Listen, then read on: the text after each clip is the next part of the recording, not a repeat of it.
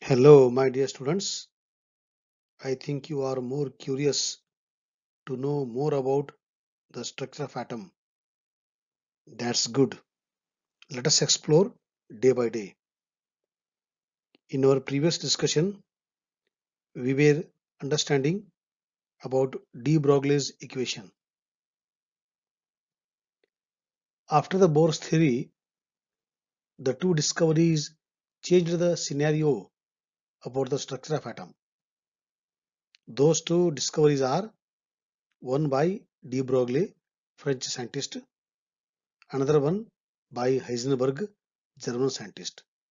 Already we discussed what is de Broglie hypothesis and its equation and its significance in our previous discussion. Now, what is the conclusion from the de Broglie equation or the hypothesis? De Broglie concluded that most particles are too heavy to observe their wave properties. That means wave property is there for all the material. Only thing is, as the mass of the material becomes too heavy, so its wavelength is so small which is negligible.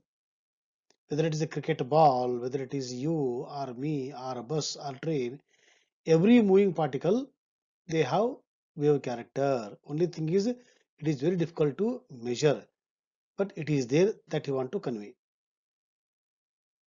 When the mass of an object is very small, however, the wave properties can be detected experimentally. That means de Broglie equation can be applied for the object which is very small, means microscopic. So for the microscopic objects like electron, we can easily apply the de Broglie equation, that is the wave property, and that can be easily detected experimentally. De Broglie predicted that the mass of an electron was small enough to exhibit the properties of both particles and waves. I told in the previous discussion, electron is very small, mass is very small, but very high speed. So when the particle with high speed, why can't it behave like a wave? That he was thought and that he proved it, that you want to convey here. So these are the conclusion. That means wave nature is inversely proportional to the particle nature. If the particle is small in size, mass is small, wavelength is more, that is for macroscopic objects. When the particle is too small, mass is very less, that is for the microscopic objects, wavelength is more, which can be easily detected experimentally. So that you want to convey. That means how radiation, how light was having dual nature, that is particle nature as well as wave nature. In the same way, matter also has dual nature, that is particle nature and the wave nature. That means light and the matter both have dual nature. This is called dual behavior of matter by the de Broglie. Now, after the this discovery, I told one more discovery which has changed the scenario. That is Heisenberg's uncertainty principle. That means he was telling uncertainty is there in measuring the velocity and the momentum or the position of the electron. Why uncertainty? Because earlier we were not understanding the wave nature of electron, but now because of the de Broglie particle electron has the wave nature. When it is having wave nature, it spreads in the region. It is 3D. Earlier we were thinking about only 2D. Now it is the 3D. So around the nucleus in 3D, where exactly electron is there, that means there is a small element of uncertainty is there. That you want to explain in his theory known as Heisenberg's uncertainty principle. Let us see. The great scientist, German scientist Heisenberg, Werner Heisenberg gave a principle known as Heisenberg's uncertainty principle. See, he has given two important statements. What we observe is not nature itself, but nature exposed to our method of questioning. In the process of understanding, the nature answers all our questions. The wise man is the one who does not answer all the questions. He has many questions. So the one who questions more is called as wise man, because by asking many questions to the nature, he will find his own way to think. So here nature is challenging you. Try if you can, question if you can, answer if you can. So all these are giving a challenges by the nature to the human beings. In the same way Heisenberg was, he was not certain. All the people are saying that electron is here only, but he was not in a position to convince. Therefore, he made his own theory by asking many questions to himself, by devising a special apparatus. Then he has concluded that that theory, and that theory is known as what? Heisenberg's uncertainty principle. Werner Heisenberg, a German physicist, in 1927 gave a principle about the uncertainty in simultaneous measurement of position and the momentum of small particles. What is the statement here? Statement is, it is impossible to measure simultaneously the position and the momentum of a small particle with absolute accuracy or certainty. He has not told that it is impossible to measure. It is impossible to measure simultaneously at a time both position and the momentum. You can measure position, but difficult to measure momentum simultaneously. Or you can measure the momentum of an electron, but not the position. That too with absolute accuracy or with certainty.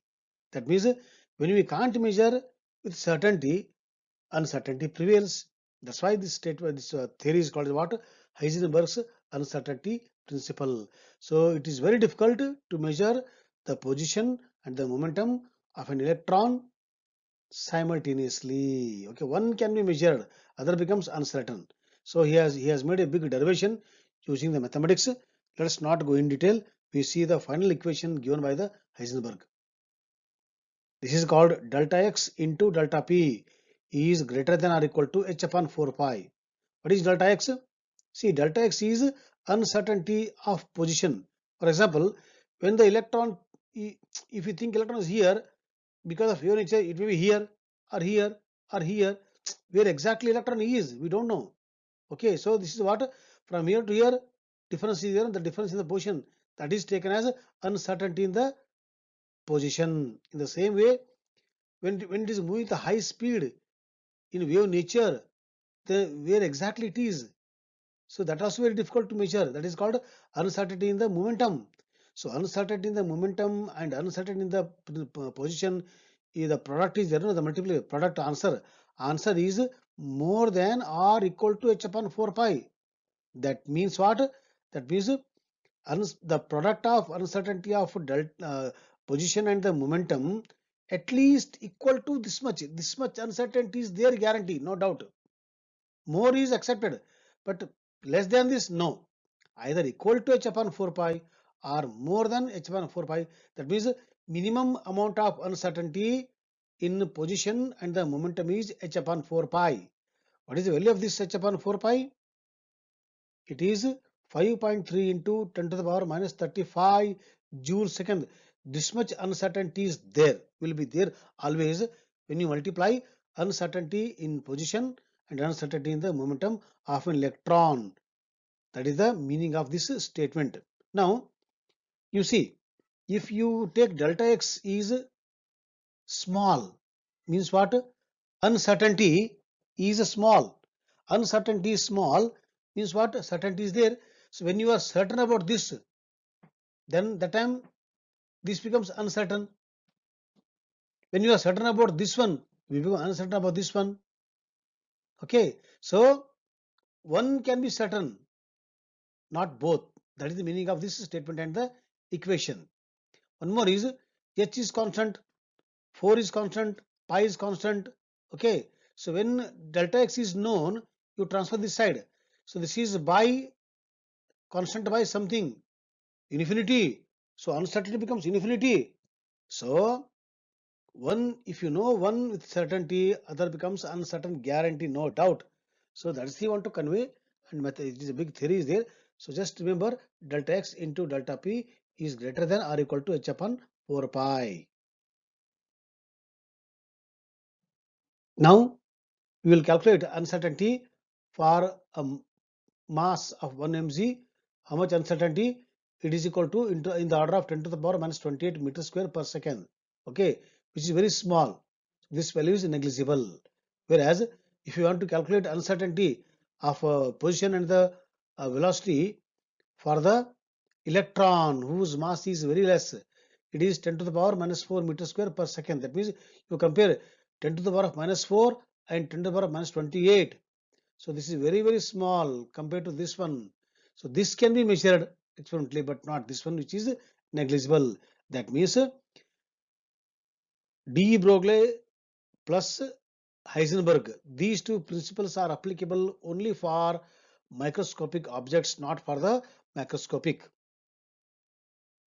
Therefore, Heisenberg uncertainty principle holds good for all objects, but it is significant only for microscopic particles, that is for electrons.